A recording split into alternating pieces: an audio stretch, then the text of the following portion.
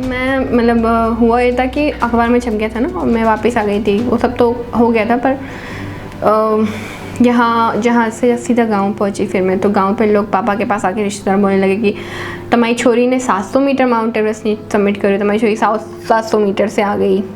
ये सब चीज़ें बहुत गलत।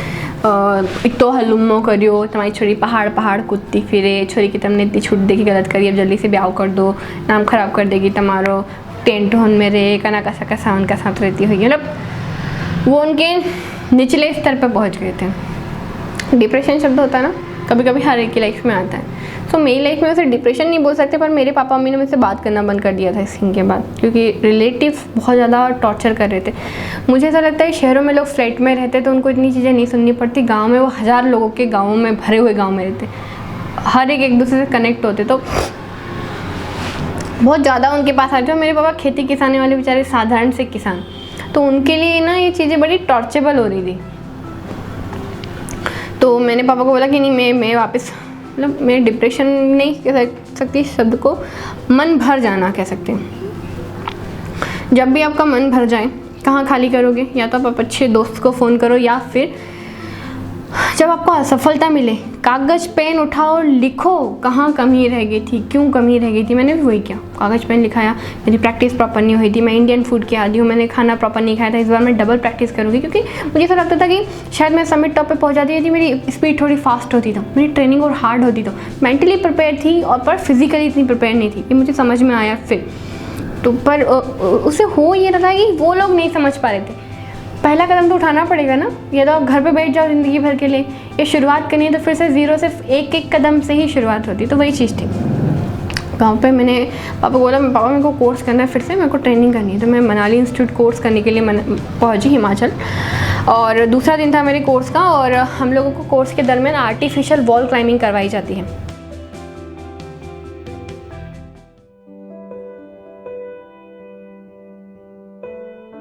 वॉल क्लाइंब में क्या होता है, विलियर हमें विले देता है और सेफ्टी देता है थोड़ी सी, और हम लोग क्लाइंबिंग करते हैं। तो वही मेरा क्लाइंबिंग चल रहा था, तभी मेरे हाथ बहुत थक गए थे। मैंने अपने विलियर को बोला विले टाइट, और उन्होंने शायद हम दोनों का कम्युनिकेशन गैप हुआ और उनके हाथों से वो छूट गई।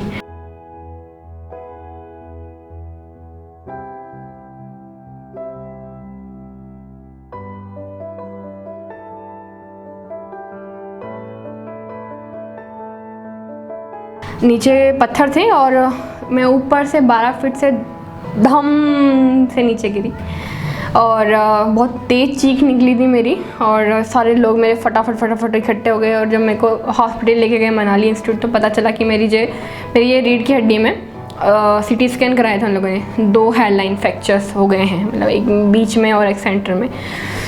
तो हेयरलाइन फ्रैक्चर, पूरा इंस्टीट्यूट ब्लैकलिस्ट हो जाता है जब ऐसे कांड या ऐसे सीन होते हैं। तो ना मैंने किसी पे ब्लेम किया था, उन सब ने पूछा था। तो फटाफट क्या हुआ कि मेरे कमर में बेल्ट बांध दिया गया, और मैं मनाली से दिल्ली की बस में मैं बैठी। मतलब मैं आपको बता नहीं सकती, मेरे को मेरे जीवन में सबसे ज़्यादा जो दर्द मैंने फ़ील किया है, वो मैंने मनाली से दिल्ली जो मेरी बस में मैं आई थी। एक पल ऐसा नहीं बीता था जब मुझे दर्द नहीं हो रहा था। एक तो फ्रैक्चर से, उसके बाद उसके बस के दच के बहुत तेज़ दर्द हो रहा था, दांत पूरे चिपक चुके थे, बहुत तेज़ रोना आ रहा था, पूरे रो के बुरे हाल। पूरे जितने पैसेंजर्स थे सबको दया तो आती है ना लेशी। तो उन लोगों ने क्या किया, सबने अपनी कम्बलें, आधे से ज़्यादा लोगों ने मेरी पीठ के पीछे रख दी। और फिर ऑटो वाला मिला और दिल्ली पे उसने मुझे स्लीपर ट्रेन में बिठाया, दिल्ली से भोपाल वाली बस में। उन सब लोगों के लिए मैं आज भी दुआ करती हूँ। उन सब की मुझे शक्ल नहीं पता, अच्छे इंसानों की, भले मानसों की, पर उन्होंने मेरी मदद की निस्वार्थ भाव से। और इतना दर्द हो रहा था कि मैं बता नहीं सकती। जब मैं दिल्ली से भोपाल पहुंची, और मैंने भोपाल पहुंच के सबसे स्टेशन से उतरने के बाद टीचर्स को फ़ोन किया मेरे, और मेरे पापा को फ़ोन किया कि पापा मेरी कमर टूट गई। पापा बोले देख बेटा, अब तू गाँव मत आ जाए, कमर टूटी छोटी से कोई ब्याह नहीं करे। पहले तो तूने हमारी मर्जी के खिलाफ जाके हमने मना गई थी, तू कोर्स करने चली गई, तो अब तू गाँव मत आ जाए। यहाँ और भी लोग हैं जो नाम धरेगा मतलब और ताने मारेंगे। तू थारे जो करना है वो कर, तू वापस गाँव मत आ जाए बस।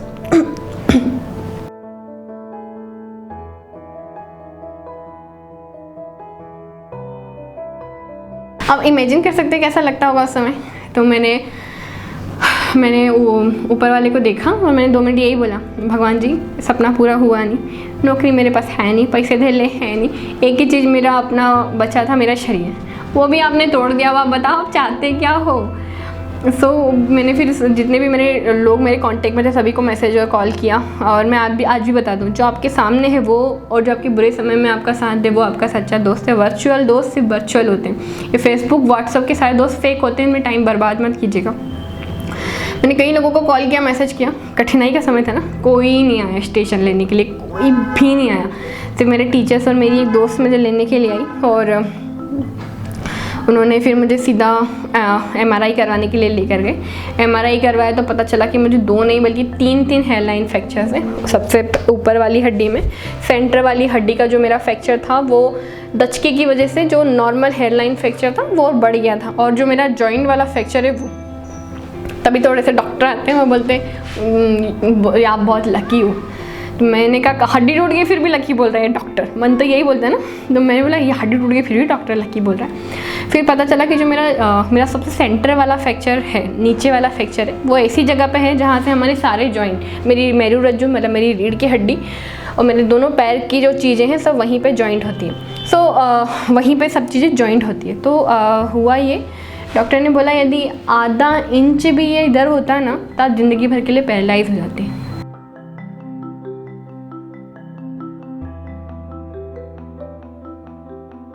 फिर मेरे टीचर ने मुझसे पूछा अभी भी तुम माउंट एवरेस्ट सबमिट करना चाहती हो? हड्डी टूटे में यही पूछते हैं। हाँ हम करना चाहती हूँ मैं। रोग, गला रुंधा आ रहा है, नाक आ रही है बहुत सारी, रोना आ रहा है, सब कुछ एक साथ हो रहा था मुझे।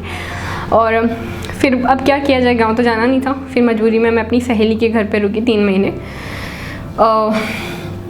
उस दरमियान जब मेरा फ्रैक्चर था मैं कुछ कर नहीं सकती, सिर्फ बिस्तर पर पड़े पड़े डेली मूवीज़ देखती रहती थी। वो मूवीज़ लगा जाती थी।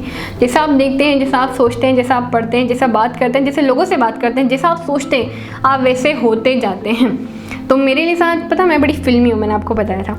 तो हुआ ये था कि मेरी दोस्त मेरे लिए ना मूवीज़ लगा के चली जाती थी। उसमें एक मूवी थी चक दे इंडिया, जिसमें एक डायलॉग था ज़िंदगी के 70 मिनट लड़कियों दिखा दो इस दुनिया को।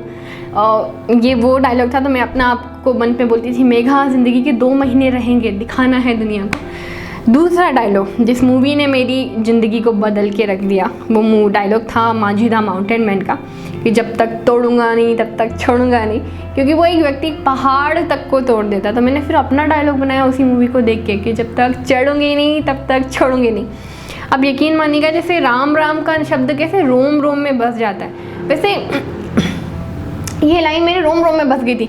मैं माउंट एवरेस्ट पे जब थक जाती थी ना, तब भी मेरे अंदर यही चलता था कि जब तक चढ़ूंगी नहीं तब तक छोड़ूंगी नहीं, जब तक चढ़ूंगी नहीं तब तक छोड़ूंगी नहीं, जब तक चढ़ूंगी नहीं। शरीर थक के चकनाचूर हो चुका था, दिमाग बोलता था नहीं जब तक चढ़ूंगी नहीं तब तक छोड़ूंगी नहीं। मतलब इस लाइन की वजह से मैं वहाँ तक पहुँची हूँ। मुझे ऐसा लगता है और ऐसा है भी। सभी लोग कैमरे से जाने की तैयारी कर रहे हैं।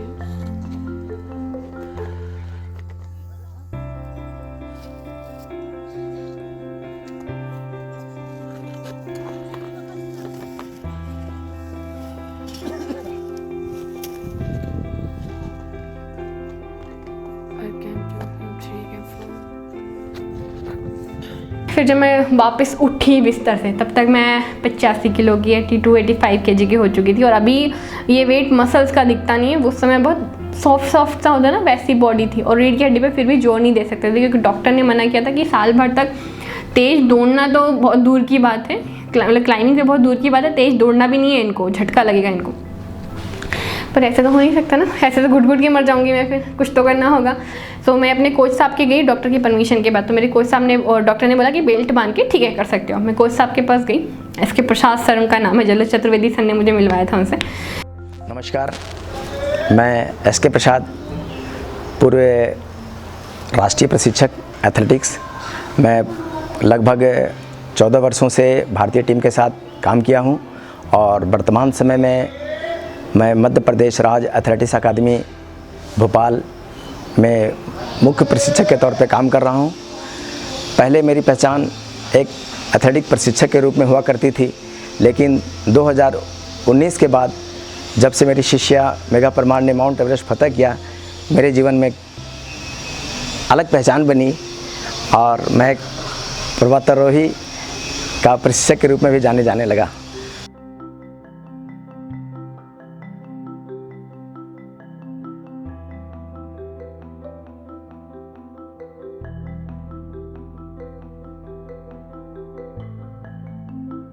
तो उन्होंने मुझे कहा कि ठीक है मैं ट्रेनिंग तो करा दूंगा, बल्कि वो किसी बच्चे को लेते नहीं, सिर्फ उन्होंने जुनून की वजह से मुझे लिया था। पर 2 बातें हैं मेरे नियम जो तुम्हें पालन करना पड़ेगा। सर क्या? कि पहला, जब तक मैं कहूँ कि तुम धूप में खड़ी रहो 8 घंटे तक, तुम हिलोगी नहीं और पूछोगी नहीं सर क्यों। Okay sir. दूसरा, जब लोग सो रहे होंगे तुम प्रैक्टिस करोगी तब तुम सक्सेस होगी, इस बात को गांठ बांध लेना। और हुआ भी यही। जब 2018-19 में मैं तैयारी कर रही थी, मैं बता दूं आपको, मैं 4 बजे जागती थी कड़ाके की ठंड में। लोग सो रहे होते थे, नवंबर का महीना था, अक्टूबर-नवंबर का महीना। सुबह 4 बजे मैं जागती थी, 4:30 बजे सर लेने आ जाते थे। ग्राउंड में एक व्यक्ति नहीं होता था, एक चींटी तक कहते ना भाई, एक चींटी तक नहीं होती थी, मैं पहुंचती थी। पहले मैं ग्राउंड का एक राउंड नहीं लगा पाती थी 400 मीटर का, भारी भरकम शरीर, हड्डी टूटी हुई, सिर्फ सर की वजह से, थोड़ी बहुत मेरी मेहनत की वजह से और ऊपर वाले की दुआ आशीर्वाद की वजह से। 1 महीने में सुबह 4 बजे जब मैं पहुंची थी, 4:30 बजे से ट्रेनिंग स्टार्ट होती थी, वापस 8 बजे आती थी। एक प्राइवेट स्कूल में मैं काम करने लगी थी पार्ट टाइम टीचर का, वहाँ जाके वापस पूरे दिन भर खड़ी रहती थी, नौकरी करती थी, घर आती थी, 5-10 मिनट के लिए आँख की झपकी लगाती थी, घर का पूरा काम करती थी, फिर ट्रेनिंग के लिए जाती थी शाम को। और हमेशा मैं ट्रेडमिल पे भी ये इमेजिन करती थी कि मैं हाई एल्टीट्यूड पे हूँ, 25 किलो का बैग मतलब लोगों को भारी कर करके मैं चलती रहती थी। शाम को ट्रेनिंग करती थी, 8 बजे वापस घर आती थी, खाना बनाती थी, खाना खाती थी और भट से बिस्तर पे सो जाती थी। इन इतने महीने में, ट्रेनिंग के महीने में, मेरे फ़ोन में केवल 3 लोगों के नंबर सेव थे, मम्मी, पापा और सर।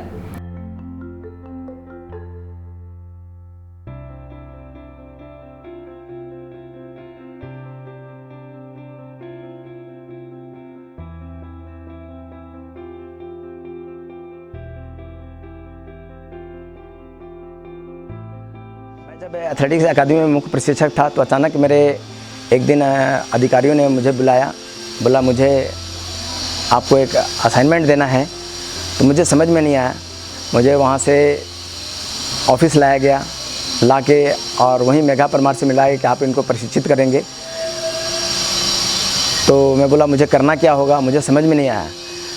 जब पता चला कि ये माउंट एवरेस्ट पे फतह करना चाहती है, उसके लिए तैयारी करना चाहती है, और एक बार ये फेल हो चुकी है, और पिछले बार जब फेल हुई थी तो इसके बैकबोन में कई फ्रैक्चर आ गए थे।